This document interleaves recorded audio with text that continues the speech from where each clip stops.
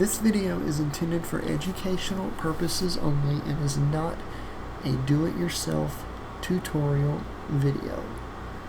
I am a certified trained professional with over 2 decades, 23 years and counting, of experience working on, around, and with outdoor power equipment. If you choose to work on your own equipment, it is at your risk. I do own a large-scale outdoor power equipment service center and make these videos to show how repairs should be done the proper way. Now, on to the video. Enjoy.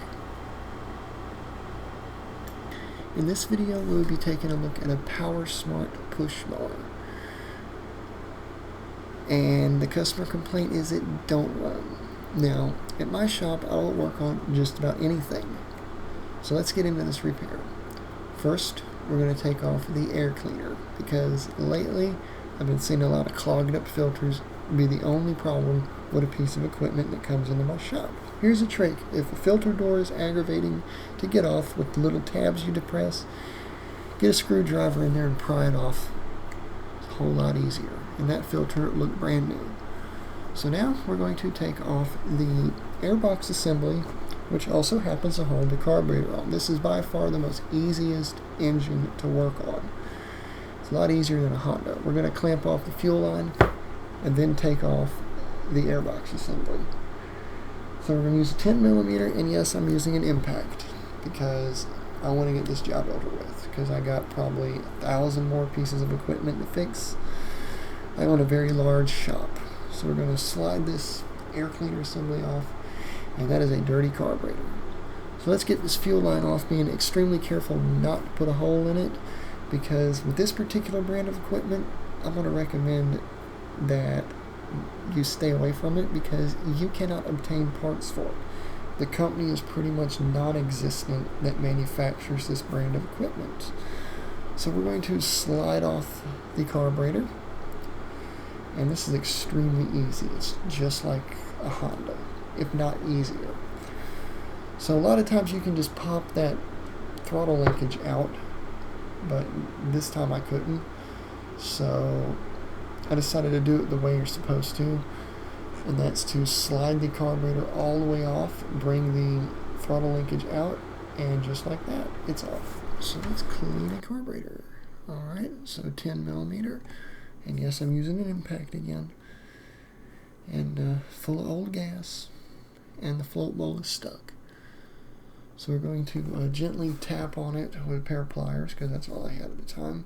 And I know I'm probably going to get criticism for doing that, but I've been doing this for 23 years. When the float bowls are stuck, you got to get them off somehow. So now we're going to dismantle the carburetor. We're going to pull the float out, and float pin the float and the needle valve, and it's all going in ultrasonic cleaner. And these Viton tip needle valves, carburetor spray will not hurt them, and neither will the ultrasonic. These carburetors are very similar to a Honda carburetor. So now we get to take the center jet out.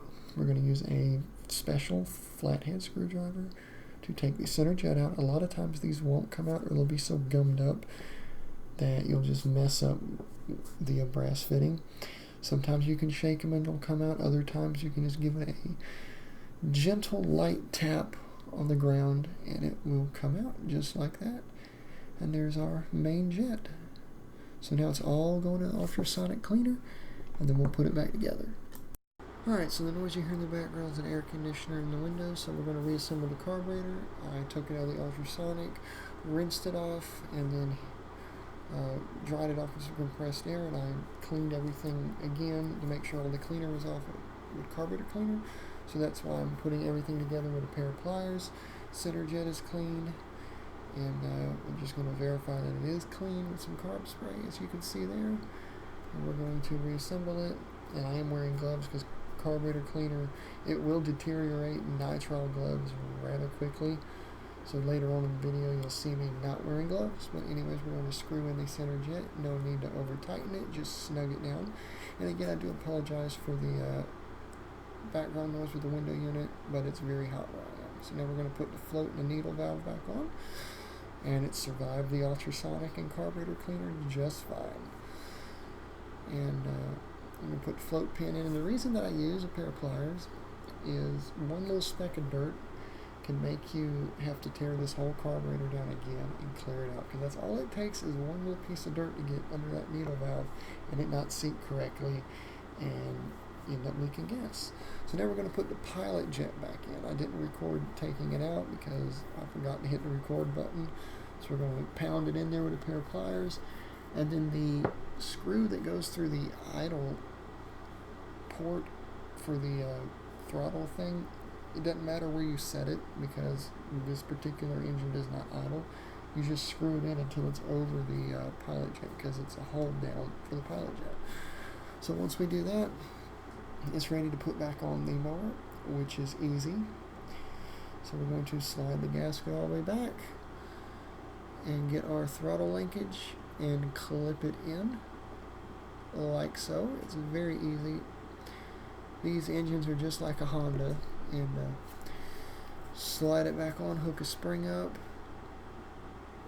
and my camera battery just so happened to run out at this point. So I hope you'll enjoy this video. There will be plenty more to come along. Right now it is July 2022, towards the end of July 2022, and it is the